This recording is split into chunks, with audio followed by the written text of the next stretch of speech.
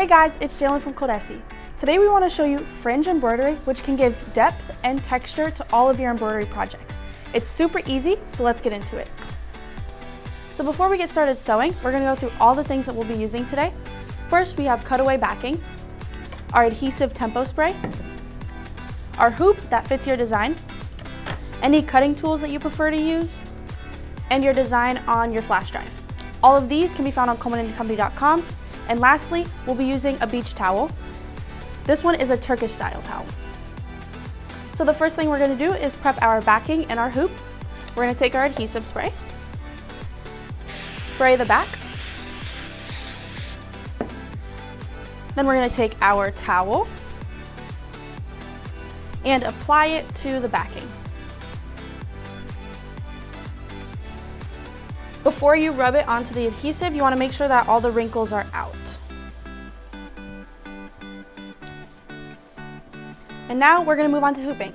So to hoop our towel, we're going to take the bottom piece of our hoop, slide it underneath the towel, put it about where you want your design to go. Then we're going to take the top of the hoop, set it on the top of the bottom piece. And you want to put it where you want your design to be. Then we're going to slide the pieces together. So today we'll be using the Avance 1501C embroidery machine. We've already set in our hoop, and we're also going to use the extended table that comes with your machine just to stabilize our hoop a little more.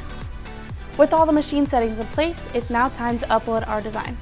The Avance machines are both Wi-Fi compatible and take a USB flash drive. Today's design was made in-house using Canva and then sent over to ColDesi Graphics for digitizing.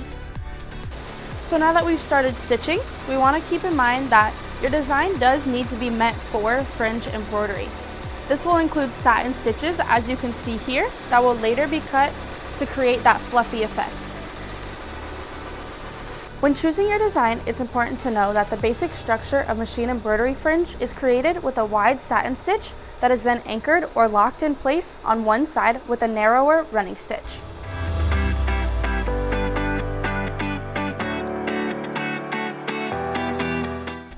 So to create the fringed look, we're going to cut the bobbin on the back of our design.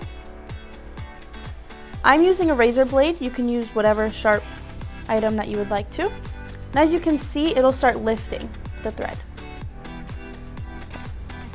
So now that we've removed all of the bobbin from the back, we've flipped our design over, and we're going to begin pulling up the satin stitch,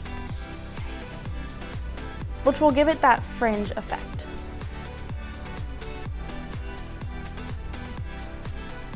Once you've pulled up your whole design, you can take scissors or nippers and trim up the thread. This will make it nice and even. So now that the fluffing is done, your project is complete. Check out our final product.